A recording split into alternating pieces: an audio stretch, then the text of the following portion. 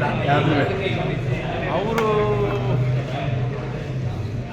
ಎಲ್ಲರನ್ನೂ ನೀವು 12,500 ನಿವೇಶನವನ್ನು ಕಪ್ಪು ಪ್ರಮುಖ ಮಾಡಿದಾಗ ನಾವೆಲ್ಲೆಲ್ಲೂ ಕೂಗ್ತೀವಿ.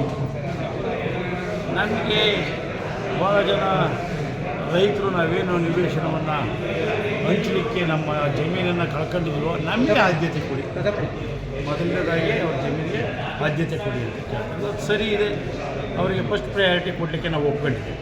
ನಾನು ಇದು ಹಿಂದೇನೂ ಸಹಿತ ಹೇಳಿದ್ದೀನಿ, ಇವಾಗಲೂ ಸಹಿತ ಅವ್ರಿಗೆ ಹೇಳಿದ್ವಿ, ಮೊದಲನೇ ಆದ್ಯತೆ ರೈತರಿಗೆ ಕೊಡಲೇಬೇಕಾಗ್ತದೆ. ಮೂಲಭೂತ ಸೌಕರ್ಯಗಳ ಬಗ್ಗೆ ಮಾತಾಡಿದರೆ ಮೂಲಭೂತ ಸೌಕರ್ಯವನ್ನು ನಾವು ಹಂತವಾಗಿ ಅಂದರೆ ಒಂದು ವಾರ 15 ದಿವಸ ಯಾವುದು ನಡೆಸ್ಬೋದು. ಈಗ ವಿದ್ಯುತ್ ಶಕ್ತಿ ಪರಿಸ್ಥಿತಿ ಏನಾಯಿತು, ಅದಕ್ಕೆ ಎಸ್ಟಿಮೇಟ್ ಮಾಡಿದ್ವಿ. BGS ಹೊಸದಾಗಿ ಕೇಬಲ್ ಸಿಸ್ಟಮ್ ಮಾಡ್ತಾಯಿದ್ದೀವಿ, ಲೈನ್ ತೆಗೆದು 1 ವರ್ಷ. ಈಗಲೇ ಮೂಲಭೂತ ಸೌಕರ್ಯ ನಮಗೆ ವಿದ್ಯುತ್ ಶಕ್ತಿ ವಹಿಸಿರುತ್ತೆ ಅಂದರೆ ಸ್ವಲ್ಪ ಕಷ್ಟ ಆಗ್ತದೆ. ಅದಕ್ಕೆ ಕೃಷ್ಣಾನಗರದ್ದು MAS ಸ್ಟೇಷನ್ನ ಈ ತಿಂಗಳಲ್ಲಿ ಅಥವಾ ನೆಕ್ಸ್ಟ್ ಫಸ್ಟ್ ವೀಕಲ್ಲಿ ಕೃಷ್ಣಾನಗರದಲ್ಲಿ MAS ಸ್ಟೇಷನ್ನ ಓಪನ್ ಮಾಡ್ತೀವಿ. ಅಲ್ಲಿಂದ ಒಂದು ಫೀಡರ್ನ BGC ತಗೊಂಡೋದ್ರೆ ಬೇಕಾದಷ್ಟು 3-4 ವರ್ಷಕ್ಕೆ ನಮಗೆ ಅಲ್ಲಿಗೆ ಜನಸಂಖ್ಯೆ ಏನಾಗ್ಬೋದು, ಎಷ್ಟು ಮನೆ ಕಟ್ಬೋದು, ಒಂದು 12,000-12,500 ಸೈಟಲ್ಲಿ ಏನೋ ಒಂದು 2 ವರ್ಷದ ಒಂದು 5,000 ಮನೆ ಕಟ್ಬೋದಾ, ಈ ನಿರೀಕ್ಷೆ ಇಟ್ಕೊಂಡು ಅಷ್ಟಕ್ಕೆ ಅನುಕೂಲ ಆಗ್ತಕ್ಕಂಥ ಎಲ್ಲ ವ್ಯವಸ್ಥೆ ಮಾಡ್ಬೋದು. ಇನ್ನೂ ಸಹಿತ ಮೂಲಭೂತ ಸೌಕರ್ಯಗಳಿದ್ದಾರೆ. ಅಲ್ಲಿ ಒಬ್ಬ ಸೈಟ್ ತಗೊಂಡನು, ಅವರಿಗೆ ಫಸ್ಟ್ ಕರೆಂಟು, ಇನ್ನೊಂದು ನೀರು, ಇವೆರಡೂ ಇಲ್ಲದೆ ಅವ್ನ ಮನೆ ಹೆಂಗೆ ಕಟ್ತಾರೆ? ಅದು ಅವ್ರು ಕೇಳ್ತಾ ಇರ್ತಕ್ಕಂಥದ್ದು ಸರಿ ಇದೆ. ನಾವು ಜವಾಬ್ದಾರಿಯುತವಾಗಿ ನಾವು ಮಾಡಲೇಬೇಕಾಗಿದೆ. ನಾವು ನೀರನ್ನೂ ಕೊಡಲಿಲ್ಲ, ಕರೆಂಟ್ನೂ ಕೊಡಲಿಲ್ಲ, ಮನೆ ಹೆಂಗೆ ಕಟ್ಟಲಿಕ್ಕೆ ಸಾಧ್ಯ? ರೈತರ ಜೊತೆ ಚರ್ಚೆ ಮಾಡಿದ್ರೆ ಡೇಟ್ ಅನೌನ್ಸ್ ಮಾಡಿದ್ರಿ ಅಂತ ಅಲ್ಲ, ಅವ್ರು ಕೇಳ್ತಾ ಇರೋದು ಸರಿ. ರೈತರ ಜೊತೆ ಚರ್ಚೆ ಮಾಡಿದಲೇ ನೀವು ದಿನಾಂಕವನ್ನು ನಿಗದಿ ಮಾಡಿದ್ದೀರ ಅಂತ. ನಾವು ದಿನಾಂಕವನ್ನು ನಿಗದಿನ ಮಾಡದೆ ಹೋದರೆ ಅಲ್ಲಿ ಅವರೇನು ಒಂದು ಕಂಪ್ನಿಯವರಿಗೆ ಕೆಲಸ ವಹಿಸಿದ್ದೀವಿ, ಅವ್ರ ಅಗ್ರಿಮೆಂಟು 2 ವರ್ಷದಲ್ಲಿ ಮುಗಿಸ್ಬೇಕಾದ್ರೂ 5 ವರ್ಷ ಆದರೂ ಮುಗಿಸಿಲ್ಲ. ಎಲ್ಲ ಒಂದು ಕಡೆ ಸ್ವಲ್ಪ ಚುರುಕು ಮುಟ್ಟಿಸ್ತಕ್ಕಂಥ ಕೆಲಸವನ್ನು ಮಾಡಿದ್ರೆ ಕೆಲಸ ಮಾಡಿ ಅಂತ ಅವರೀಗ ಚುರುಕಾಗ್ಬಿಟ್ಟಿದ್ದಾರೆ. ಪೇಪರ್ ಸ್ಟೇಟ್ಮೆಂಟು ಇದೆಲ್ಲ ಬಂದ ತಕ್ಷಣ ಇವತ್ತು ಹೋಗಿ ನೋಡಿ ಏನು ಇದ್ದಾರಲ್ಲ, ಅಲ್ಲೇ MD ಫೋನ್ ಮಾಡಿದರೆ ಇಲ್ಲಿ ಬರೋರು ರೋಡಲ್ಲಿ ಈಗೆಲ್ಲ ಲಿಂಕ್ ರೆಡಿ ಮಾಡ್ತಾಯಿದ್ದಾರೆ. ಇವತ್ತು ಹೇಳ್ತಾ ಇದ್ದಾರೆ, ಸರ್ ಅಲ್ಲಿ ಬನ್ನಿ ಸರ್, ಲಿಂಕ್ ರೆಡಿ ಮಾಡ್ತಾಯಿದ್ದೀವಿ ನಾವು, ನೀರು ತಗೊಂಡು ಹೋಗ್ಲಿಕ್ಕೆ ಇದ್ದಾರೆ. ಈಗ 2 ತಿಂಗಳಿಂದ ಹೇಳಿದ್ರು ಕೆಲಸ ಆಗ್ತಾಯಿದೆ, ಇವತ್ತೆಲ್ಲ ಕೆಲಸ ಆಗ್ತಾಯಿದೆ.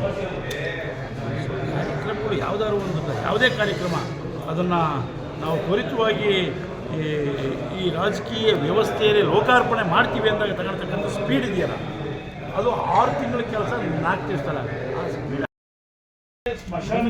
ಸ್ಮಶಾನ ಇರಲಿಲ್ಲ, ಒಂದು 3 ಎಕರೆಗೆ ಕಾಂಪೌಂಡ್ ಆಗಿದೆ. ನಾನು ರೇಡಿಯೇಷನ್ ನೋಡಿದ್ದೀನಿ. ಅಷ್ಟಲ್ಲಿ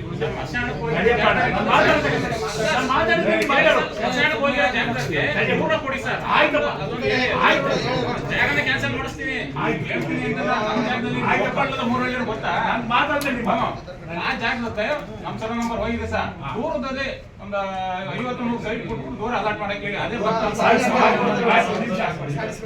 ನಾನು ನಿಮ್ಗೆ ಹೇಳಿದ್ದು, ನೀವು ಮೊದಲು ಮಾತಾಡಿದ್ರೆ ಬೇಡ ಅಂದಲ್ಲ, ಹೇಳಿದ್ನಿ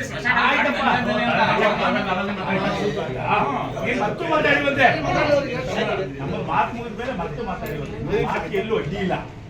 ನಾವು ಸ್ಮಶಾನವನ್ನು ನಾನು ಈಗಾಗಲೇ ಹೇಳಿದ್ದೀನಿ, 25-50 ಲಕ್ಷ ಜಾಸ್ತಿ ಆದರೂ ಪರವಾಗಿಲ್ಲ, ಹೈಟೆಕ್ ಸ್ಮಶಾನವನ್ನು ಮಾಡಿ ನಾವು ಅವನೊಬ್ಬ ಬಡವ ಇರ್ಬೋದು, ಒಬ್ಬ ಶ್ರೀಮಂತ ಇರ್ಬೋದು, ಯಾರೋ ಒಬ್ಬ ಸಾವಾಗ ಲೆಕ್ಕಿಟ್ಟಿದ್ರೆ ಬೆಂಗಳೂರಿನಿಂದಲೋ ಮಂಗಳೂರಿನಿಂದಲೋ ಎಲ್ಲಿಂದಲೋ ಬರ್ತಾರೆ. ಅಲ್ಲಿ ಕುಡಿಯೋಕ್ಕೆ ನೀರು ಇರ್ತದೆ, ಮಕ್ಕಳು ಕರ್ಕ ಬಂದಿರ್ತಾರೆ, ಅವ್ರಿಗೆ ಕೂರಕ್ಕೆ ಚೇರ್ ಇರ್ತದೆ, ಆಮೇಲೆ ಅವರಿಗೆ ನೆರಳಿರ್ತದೆ. ಸೊ ಪಾರ್ಕ್ ಸಮೇತ, ಕುಡಿಯೋ ನೀರು ಸಮೇತ, ಕುಳಿತುಕೊಳ್ಳಿಕ್ಕೆ ಕುರ್ಚಿ ಸಮೇತ ಬಂದವರು ಹೋದವರು ಸ್ವಲ್ಪ 5 ಕಡೆ ಪರವಾಗಿಲ್ಲ ಇಲ್ಲಿ ಬಂದು ಕೂರ್ಬೋದು ಅನ್ನೋಂಥ ಒಂದು ಸ್ಮಶಾನ ಒಂದು ಸಾಕಾಗಲಿಲ್ಲ.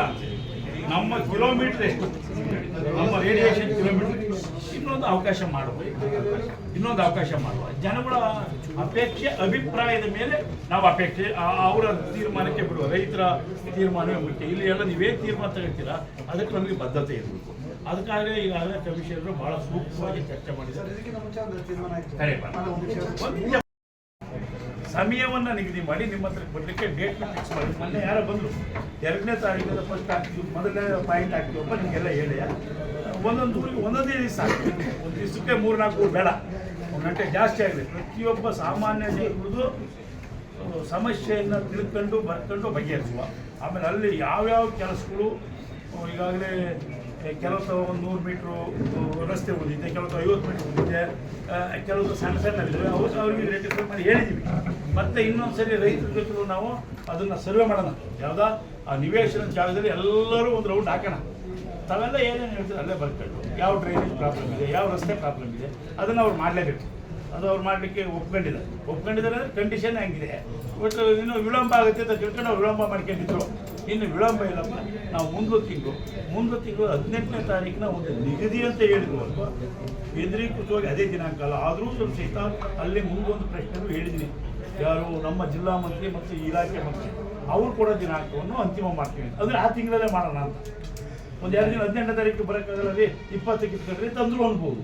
ಅದನ್ನು ಸಹಿತ ಕೇಳ್ಕೊಂಡು ಅವರಿಗೆಲ್ಲ ಇಲ್ಲೆಲ್ಲ ಕಚೇರಿಲೇ ನಾವು ನಿವೇಶನವನ್ನು ಯಾವ ರೀತಿ ಹಂಚ್ತೀವಿ ಇಲ್ಲೇ ಹಾಕ್ಬಿಟ್ಟು ಎಲ್ಲ ಮೊಬೈಲ್ಗೆ ಹೋಗೋಣ ಅಂತ ಕರ್ತೀವಿ. ಬೇಡ, ತಪ್ಪಾಗುತ್ತೆ.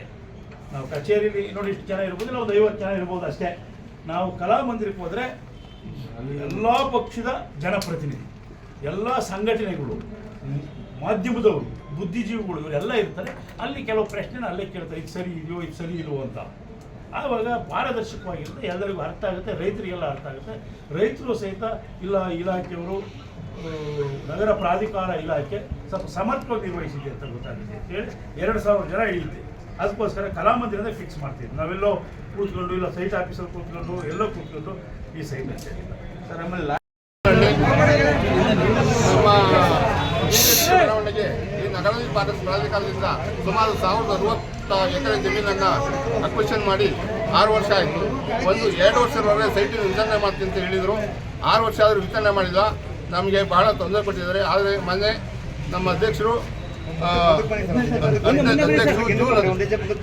ಜೂನ್ 18ನೇ ತಾರೀಕಿಗೆ ವಿತರಣೆ ಮಾಡ್ತೀನಿ ಅಂತ ಸ್ಟೇಟ್ಮೆಂಟ್ ಕೊಟ್ಟಿದ್ದು.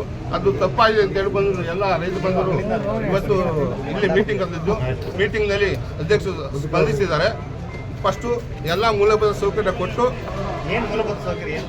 ನೀರಿನ ಸಮಸ್ಯೆ ಇದೆ, ಯುಟಿಲಿಟಿ ಸಮಸ್ಯೆ ಇದೆ, ರಸ್ತೆ ಸಮಸ್ಯೆ ಇದೆ, ಆಮೇಲೆ ಎಲ್ಲ ಸ್ಮಶಾನ ಇದೆ. ಇವೆಲ್ಲ ಇದ್ದುವೆ ಯಾವುದೇ ಡೆವಲಪ್ಮೆಂಟ್ ಆಗದಲ್ಲೇ ಸೈಟನ್ನು ಹಂಚಿಕೆ ಮಾಡಕ್ಕೆ ಹೋಯ್ತು.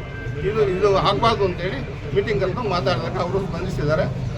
ಎಲ್ಲ ಸೌಕರ್ಯಗಳನ್ನು ಕೊಟ್ಟು ನಂತರ ಹಂಚಿಕೆ ಮಾಡ್ತಿದ್ದು ನಾವು ಮಾಡಬಾರ್ದು. ಎಲ್ಲ ಸೌಕರ್ಯ ಕೊಟ್ಟು, ಮೂಲ ಸೌಕರ್ಯ ಕೊಟ್ಟು ಆದಮೇಲೆ ರೈತರಿಗೆ ಕಾರ್ನರ್ ಸೈಟ್ ಕೊಡಬೇಕು. ಈಗ ಕಾರ್ನರ್ ಸೈಟ್ ಇರಲಿಲ್ಲ, ಈ ಕಾರ್ನರ್ ಸೈಟ್ನು ಕೊಡಬೇಕು. ಕೊಟ್ಟು ಎಲ್ಲ ಮಾಡಿದ ಆಮೇಲೆ 80 ಎಕರೆ ಸೈಟು ಇನ್ನೂ ಜಮೀನು ಯಾರು ಕೊಟ್ಟಿಲ್ಲ, ಅವ್ರನ್ನೂ ಸಹ ಅಕ್ವೈರ್ ಮಾಡ್ಕೋಬೇಕು. ಈಗ ಬಂದು ಮಾತಾಡಿದ್ಮೇಲೆ ಅವ್ರಿಗೆ ಒಪ್ಪಿಲ್ಲ. ಎಲ್ಲ ಸೌಕರ್ಯ ಆದ್ಮೇಲೆ, ಮೂಲಭೂತ ಸೌಕರ್ಯ ಆದ್ಮೇಲೆ ರೈತನ್ನ ಮತ್ತೆ ಮೀಟಿಂಗ್ ಮಾಡಿ ಕರೆದ್ಬಿಟ್ಟು ಅವರ ಹೇಳಿಕೆ ಕೊಟ್ಟ ನಂತರ ಸೈಟನ್ನು ಹಂಚಿಕೆ ಮಾಡಬೇಕು ಅಂತೇಳಿ ನಾವು ಎಲ್ಲ ಸಮಾಧಾನವಾಗಿ